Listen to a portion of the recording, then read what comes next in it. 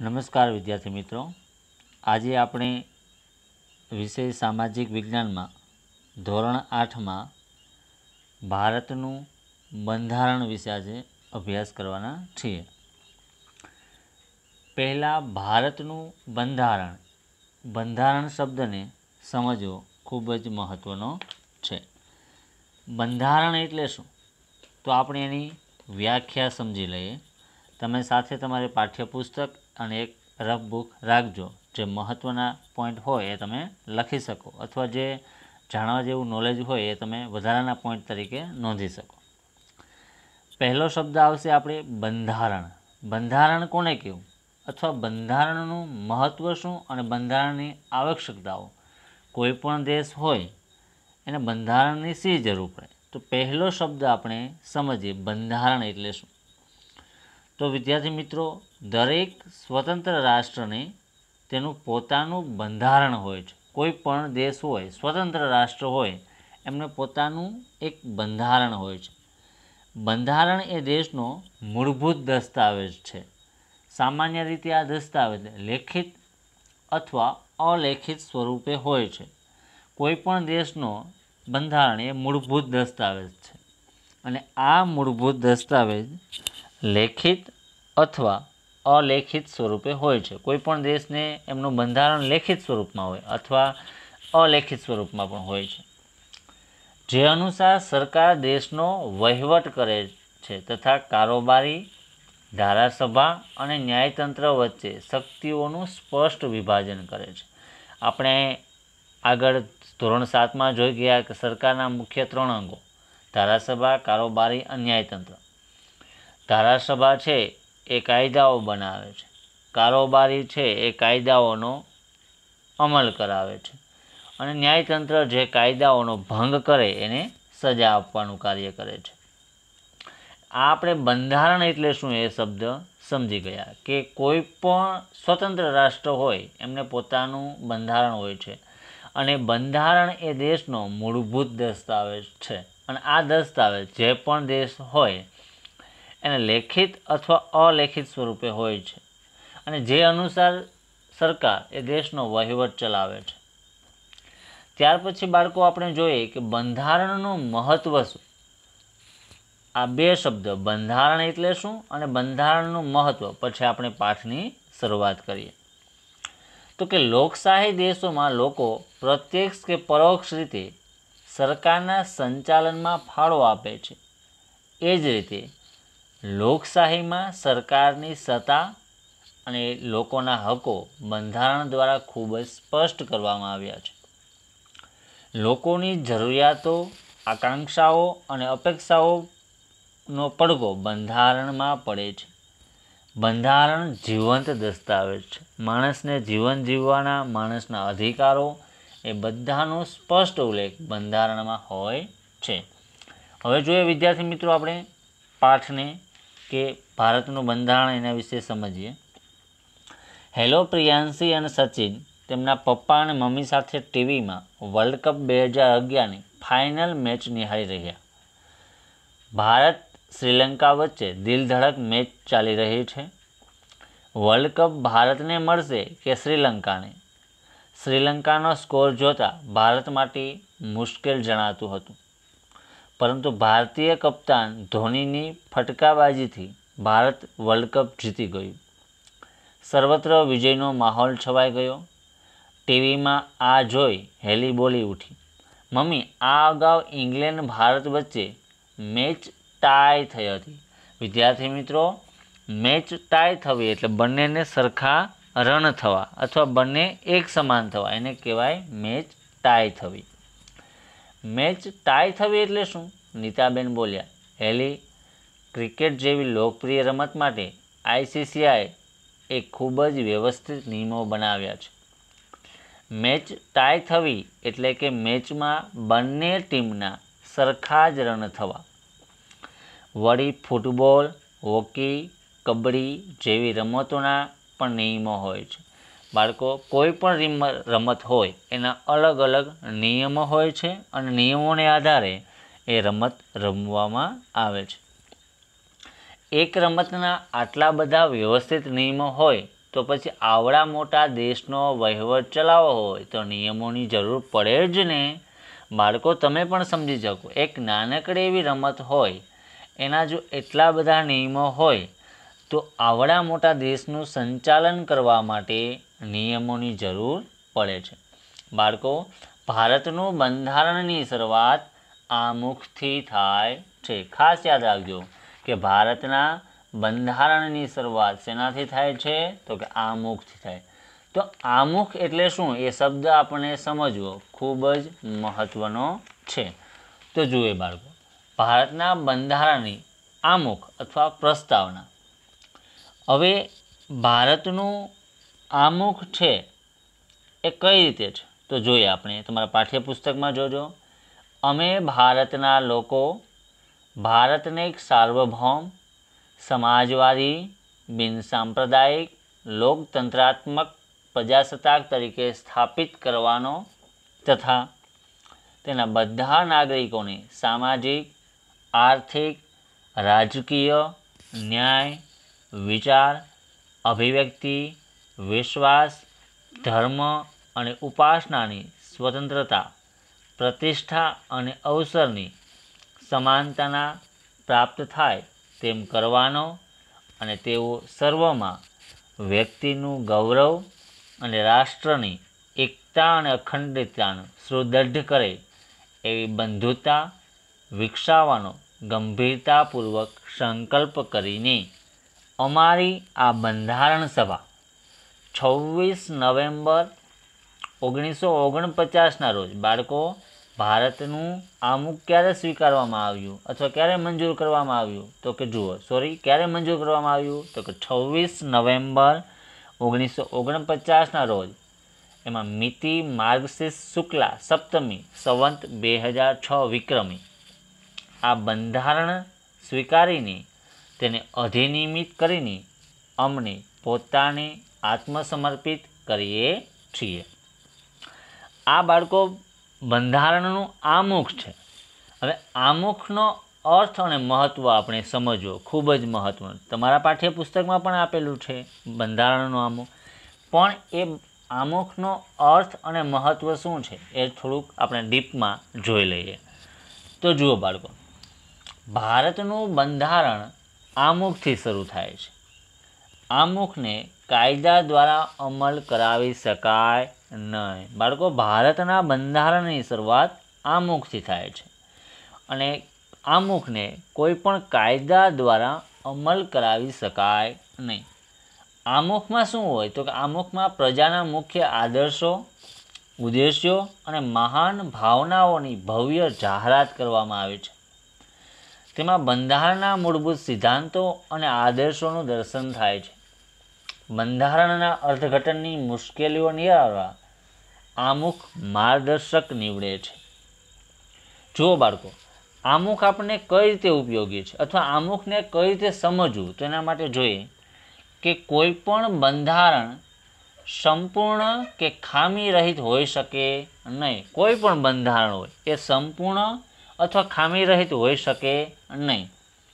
હવે આના માટે આથી બંધારણના કોઈ મુદ્દા કે શબ્દને અર્થ અસ્પષ્ટ કે સંદિગ્ધ જણાય ત્યારે તેનું યોગ્ય અર્થઘટન કરવાથી આમુખ ઉપયોગી નીવડે છે. બાળકો, આમુખનો ઉપયોગ શું? કે સપોઝ કે તમે સમજી શકો કે બંધારણની અંદર કોઈ મુદ્દો કે શબ્દનો અર્થ આપણે અસ્પષ્ટ અથવા સંદિગ્ધ એટલે જેને સમજી ન શકાતો હોય તેવો હોય અથવા તેનું આપણને યોગ્ય અર્થઘટન કરવું હોય ત્યારે આપણે બંધારણને ઉપયોગી નીવડે. હવે શું કામ આપણે ઉપયોગી નીવડે? તો જુઓ, આમુખમાં બંધારણના ઉદ્દેશ્યો અને આદર્શોને સ્પષ્ટ કરવામાં આવ્યા હોવાથી તે બંધારણના ઘડવૈયાઓના મનન કે હેતુનો પરિચય આપે છે. આમુખ બંધારણને સમજવાની ચાવી પૂરી પાડે છે. ખાસ મહત્વનો શબ્દ સાંભળજો બાળકો, આમુખ છે બંધારણને સમજવાની ચાવી પૂરી પાડે છે. સમજી ગયા? આ આમુખની આપણે થોડી ઘણી પ્રસ્તાવનાઓ જોઈ. હવે ત્યાર પછી આપણે આગળ વધીએ. આગળ વધીશું. જોઈએ આગળ. કોઈપણ દેશનું શાસન ચલાવવા માટે બનાવવામાં આવેલા નિયમોના વ્યવસ્થિત સંગ્રહને દેશનું બંધારણ કહેવામાં આવે છે. એક વાક્યનો તમારો બાળકો પ્રશ્ન છે. બંધારણ એટલે શું?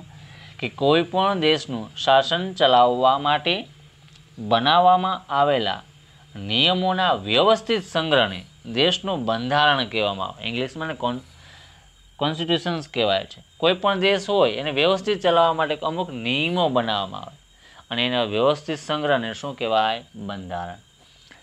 બાળકો, બંધારણ એ લેખિત કે અલેખિત હોઈ શકે, જે આપણે શરૂઆતમાં બંધારણ શબ્દ સમજ્યા ત્યારે પણ સમજ્યા હતા.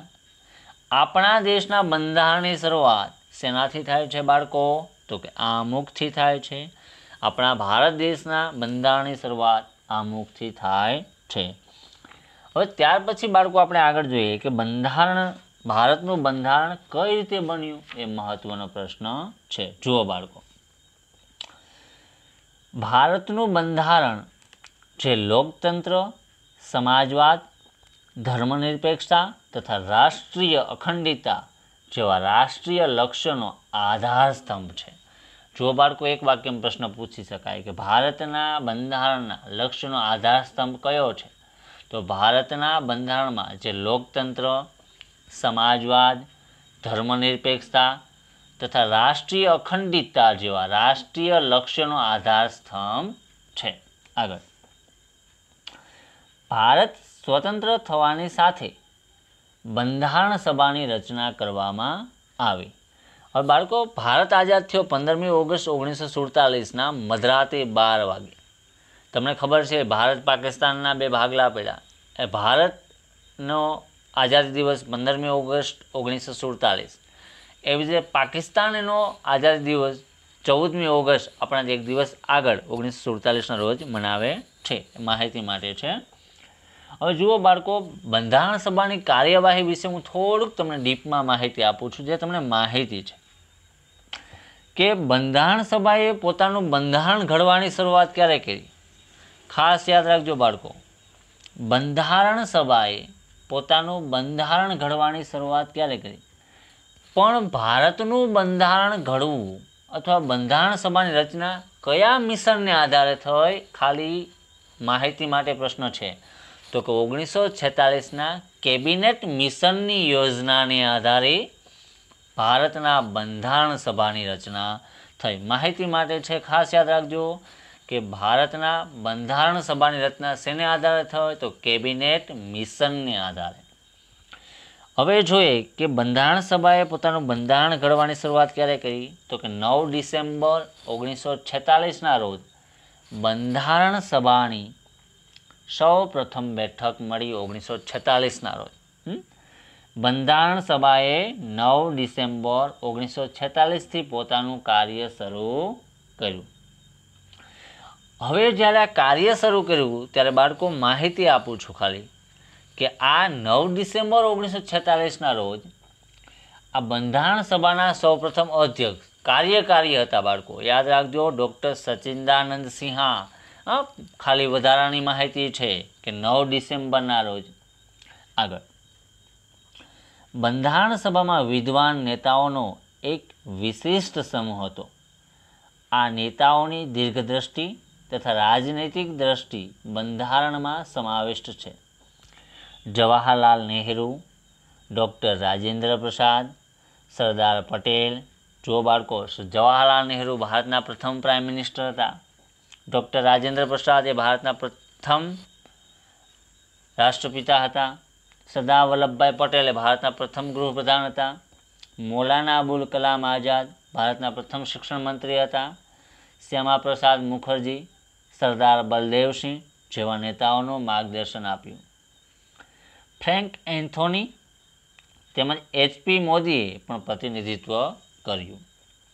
Alauddin Krishnaswami Iyer, doctor BR Ambedkar, K Munshi, Kanaiyalal Munshi જેવા બંધારણના વિશેષજ્ઞો પણ આ સભાના સભ્યો હતા.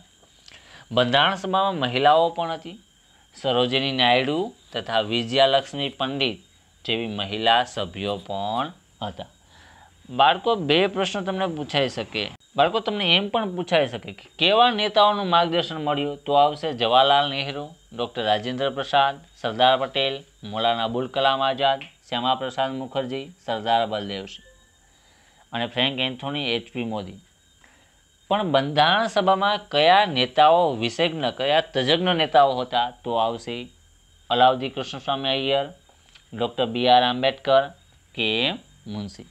ભારતના બંધારણમાં કઈ બે મહિલાઓ હતી? એવો પણ પ્રશ્ન પૂછાઈ શકે. તો આવશે સરોજિની નાયડુ અને વિજયાલક્ષ્મી પંડિત. ખાસ યાદ રાખજો બાળકો. હવે આગળ જોઈએ. ડૉક્ટર રાજેન્દ્ર પ્રસાદને બંધારણ સભાના અધ્યક્ષ તરીકે ચૂંટવામાં આવ્યા. ખાસ તમારો MCQ છે મહત્વનો કે બંધારણ સભાના અધ્યક્ષ તરીકે કોને ચૂંટવામાં આવ્યા? તો ડૉક્ટર રાજેન્દ્ર પ્રસાદ. ક્યારે ચૂંટવામાં આવ્યા? તમારે ખાલી તારીખ લખવી હોય તો વધારાની માહિતી તરીકે લખી શકો છો. 11 ડિસેમ્બર 1946ના રોજ ડૉક્ટર રાજેન્દ્ર પ્રસાદની બંધારણ સભાના અધ્યક્ષ તરીકે ચૂંટવામાં આવ્યા. બંધારણનો ખરડો તૈયાર કરવા માટે ખરડા સમિતિની રચના કરવામાં આવી, જેના અધ્યક્ષ ડૉક્ટર BR આંબેડકર હતા. જુઓ બાળકો, બંધારણ સભાના અધ્યક્ષ કોણ? તો કે ડૉક્ટર રાજેન્દ્ર પ્રસાદ. ખરડા સમિતિના અધ્યક્ષ તો કે ડૉક્ટર BR આંબેડકર. ખાસ યાદ રાખજો બાળકો, આ બે પ્રશ્ન MCQમાં તમને બહુ કન્ફ્યુઝન થશે. બંધારણ સભાના અધ્યક્ષ પૂછાય તો ડૉક્ટર રાજેન્દ્ર પ્રસાદ, પણ ખરડા સમિતિના અધ્યક્ષ તો આવશે ડૉક્ટર BR આંબેડકર. ત્યાર પછી બાળકો આગળ જોઈએ કે બંધારણ સભાએ બંધારણ બનાવવામાં કેટલો સમય લાગ્યો? તો જુઓ, ભારતની બંધારણ સભાને બંધારણ બનાવતા 2 વર્ષ 11 મહિના 18 દિવસો લાગ્યા. MCQ પૂછાય, એક વાક્યનો પ્રશ્ન પૂછાય, ખાલી જગ્યા પણ પૂછાય કે બંધારણ સભાને બંધારણ બનાવવામાં કેટલો સમય લાગ્યો? તો કે 2 વર્ષ 11 મહિના 18 દિવસ. એવો પણ પ્રશ્ન પૂછાય કે કેટલી બેઠકો મળી 2 વર્ષ 11 મહિના 18 દિવસમાં? તો કે 166 બેઠકો મળી. અને આ અંતે બંધારણને સ્વીકારવામાં ક્યારે આવ્યું? તો કે 26 નવેમ્બર 1949ના દિવસે. જુઓ બાળકો, ખાસ યાદ રાખજો. બંધારણ સભાના અધ્યક્ષ તો કે ડૉક્ટર રાજેન્દ્ર પ્રસાદ. આગળ ખરડા સમિતિના અધ્યક્ષ તો કે BR આંબેડકર. બંધારણ બનાવવામાં બંધારણ સમિતિને કેટલો સમય લાગ્યો? 2 વર્ષ 11 મહિના 18 દિવસ. કેટલી બેઠકો મળી? તો 166 બેઠકો. બંધારણ સભાએ ક્યારે સંમતિ આપી અથવા ક્યારે સ્વીકારવામાં આવ્યું? તો આવશે 26 નવેમ્બર 1949. પણ બંધારણનો અમલ ક્યારે શરૂ કર્યો? બે પ્રશ્ન ખાસ યાદ રાખજો. બંધારણ ક્યારે સ્વીકારવામાં આવ્યું? તો 26 નવેમ્બર 1949. બંધારણનો અમલ ક્યારે શરૂ થયો? તો 26 જાન્યુઆરી 1950થી ભારતના બંધારણનો અમલ શરૂ કરવામાં આવ્યો. ખાસ બાળકો, ફરી એક વખત તમને રિવિઝન કરું છું. બંધારણનો સ્વીકાર ક્યારે થયો? તો કે 26 નવેમ્બર 1949. બંધારણની ક્યારે અમલ શરૂ થયો? તો 26 જાન્યુઆરી 1950થી. જુઓ બાળકો, અહીંયા તમને બંધારણના ઘડવૈયાના ફોટાઓ આપેલા છે, એ તમે જોઈ શકો છો. ત્યાર પછી આગળ કે બંધારણની શી જરૂર અથવા બંધારણની શું જરૂરિયાત છે? બંધારણ ન હોય તો બંધારણ વગર કોઈ પણ દેશનું શાસન ચાલી શકે નહીં. બંધારણ વગર કોઈ પણ દેશનું શાસન ચલાવવું ખૂબ જ મુશ્કેલ છે. બંધારણ વિના દેશના શાસનની કલ્પના થઈ શકે નહીં. બંધારણથી ઘણા ઉદ્દેશો સિદ્ધ થાય છે. આ એક એવો દસ્તાવેજ છે કે જે આદર્શોને સૂત્રબદ્ધ કરે છે. બંધારણ જ બતાવે છે કે દેશની સરકાર કઈ રીતની હશે. બાળકો, બંધારણ દ્વારા જ આપણને ખબર પડી જાય કે કયા દેશની સરકાર કેવી હશે, એના ઉદ્દેશ્યો કેવા હશે, એના સિદ્ધાંતો કેવા હશે, એ સરકાર કઈ રીતે કામ કરતી હશે, એ આપણને બંધારણ દ્વારા જ માહિતી મળી જાય. આપણા દેશનો વહીવટ કઈ રીતે ચાલશે. લોકશાહી શાસન વ્યવસ્થામાં આપણે આપણા નેતાને પસંદ કરીએ છીએ. લોકશાહી એટલે ડેમોક્રેસી, લોકો વડે, લોકો દ્વારા અને લોકોથી ચાલતું રાજ્ય એને લોકશાહી કહેવાય. બાળકો, તો લોકશાહીમાં આપણે આપણા દ્વારા જ આપણે આપણા નેતાઓને પસંદ કરીએ છીએ. છતાં નેતાઓ સત્તાનો દુરુપયોગ ન કરે તે માટેના ઉપાય બંધારણમાં છે. આપણે જ આપણા નેતાઓને ચૂંટીએ, છતાં નેતાઓ જો આ સત્તાનો દુરુપયોગ ન કરે તે માટે તેમના ઉપાયો બંધારણમાં છે. આપણા બંધારણમાં એવા નિયમો કે જોગવાઈઓ છે જેથી શાસકો સત્તાનો દુરુપયોગ કરી શકે નહીં. બાળકો, આપણા બંધારણમાં પણ એવા નિયમો છે કે કોઈ પણ સત્તાધિકારી અથવા સત્તામાં રહેલો કોઈ પણ વ્યક્તિ એનો દુરુપયોગ કરી શકે નહીં. ભારતીય બંધારણમાં આવી ઘણી જોગવાઈઓ છે કે કોઈ પણ વ્યક્તિ આ સત્તાનો દુરુપયોગ કરી શકે નહીં. એક માહિતી માટે બાળકો, કે ભારતનું બંધારણ વિશ્વનું સૌથી મોટું લેખિત બંધારણ છે. એક પોઈન્ટ તરીકે નોંધી લેજો કે ભારતનું બંધારણ વિશ્વનું સૌથી મોટું લેખિત બંધારણ છે. બીજો પોઈન્ટ મહત્વનો, ઇંગ્લેન્ડ અને ઇઝરાયલનું બંધારણ અલેખિત છે. બાળકો, આ માહિતી માટે છે કે ઇંગ્લેન્ડ અને ઇઝરાયલનું બંધારણ અલેખિત છે. વહીવટના આધારે બે પ્રકારની બંધારણીય પ્રણાલીઓ પ્રચલિત છે. કઈ? એકીકૃત અને સંઘવાય તંત્રીય. ભારતમાં સંઘવાય તંત્રીય છે. ભારતનું બંધારણ એકીકૃત અને સમવાય તંત્રી એટલે મિશ્ર પ્રકારનું બંધારણ છે. ભારતમાં રાજ્ય સરકાર અને કેન્દ્ર સરકાર, એકીકૃત અને સંઘવાય તંત્રી એ બે પ્રકારનું તંત્રીય દ્વારા ભારતનું બંધારણ ચાલે છે.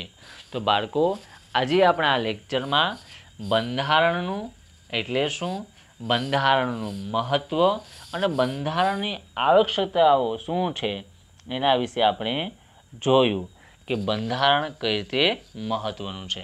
બાળકો, માહિતી માટે થોડીક વધારાની માહિતી તમને આપું છું કે બંધારણ જ્યારે બનાવવામાં આવ્યું ત્યારે બંધારણમાં કુલ 389 સભ્યો હતા.